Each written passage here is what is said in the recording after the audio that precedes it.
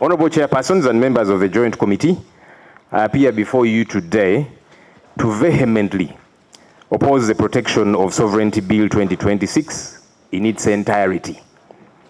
While cloaked in the language of patriotism, a careful legal analysis reveals that this bill suffers from fatal constitutional defects, including unjustifiable limitations on the fundamental rights, dangerous vagueness, and an unconstitutional subversion of the multi-party dispensation.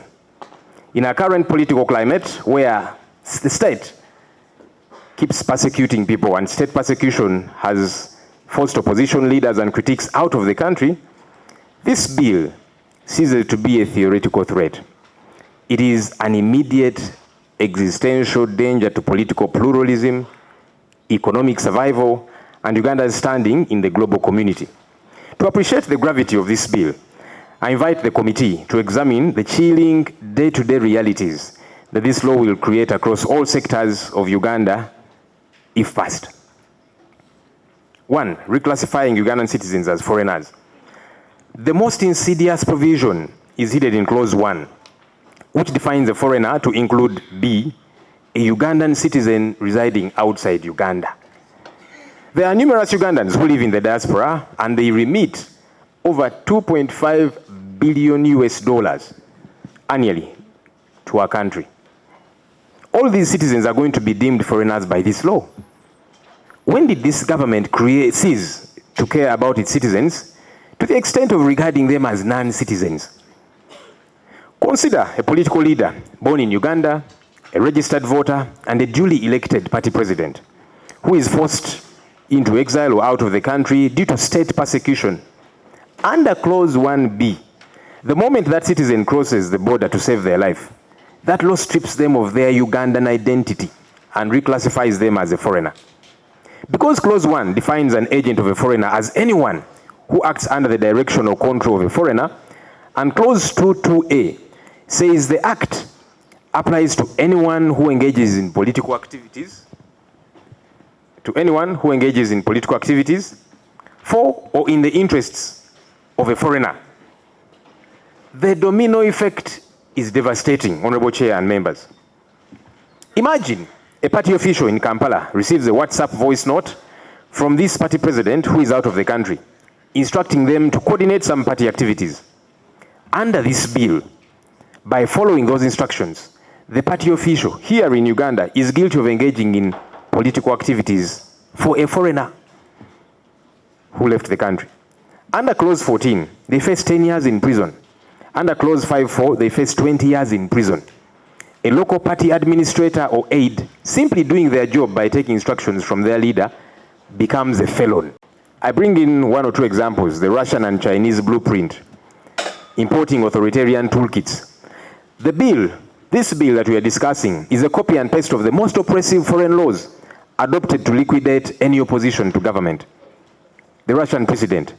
Russia's foreign agent law, which is mirrored in our Clause 21, was used to stigmatize NGOs and jail opposition figures like Vladimir Karamazov for 25 years for opposing government policy.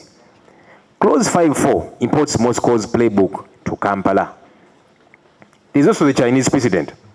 Clause 3.2 designates a department responsible for peace and security, that is ISO, as the entity to register agents of foreigners.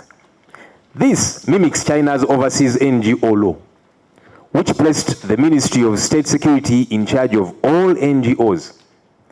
Handing ISO, in our case, this power means opposition politicians and NGO workers, many of whom I see in this room, will not face auditors.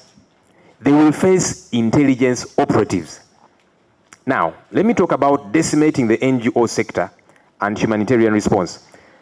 Clause 22 restricts foreign funding to 400 million Uganda shillings annually without ministerial approval.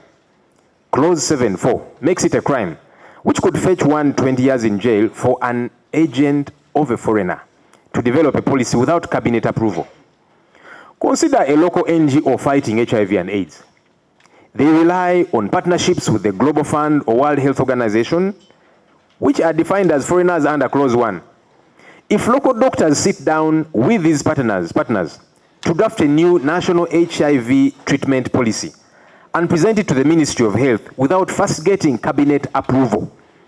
The local doctors will have committed an offense under clause 7.4 and could face 20 years in jail. There's the global precedent of India and Ethiopia. India used one of its laws to cancel the licenses of 20,000 NGOs, including Amnesty International, causing a massive collapse in humanitarian aid. Ethiopia's similar law decimated its civil society before they were forced to repeal it.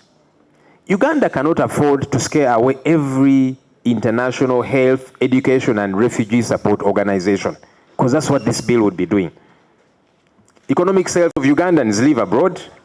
Suppose a Ugandan doctor working in London pays $100 US, roughly 380,000 Uganda shillings, into the bank account of his local political party in Kampala as membership dues. Because the doctor in London is considered a foreigner under clause 1B, the local party treasurer has just received foreign funding. If this pushes the party's annual foreign funding to over 20,000 currency points without the minister's approval, the treasurer of that political party faces 20 years in prison under clause 22, and the funds are forfeited to the state. This is not right. By placing a cap on foreign money, which includes diaspora remittances to parties, the Minister of Internal Affairs is handed an absolute veto over opposition party financing. If the minister dislikes an opposition party, he simply refuses the written approval for their diaspora funding. The party is financially suffocated by state fiat, directly violating our country's constitution. Let me talk about the unconstitutional overbreadth and vagueness of this law, this bill. The legislative drafting of the bill fails the constitutional test against vagueness, granting the executive arbitrary power to punish dissent. This is the catch-all foreigner. Clause 1E allows the minister to declare any person, institution, or body a foreigner. Suppose a local trade union stages a strike demanding higher wages, embarrassing the government. The minister can simply sign a statutory instrument declaring that trade union a foreigner. Overnight, the union leaders become unregistered agents of a foreigner and they face immediate arrest. How can this be right? Clause 22H states that the act applies to anyone who influences the public to oppose the policy of government.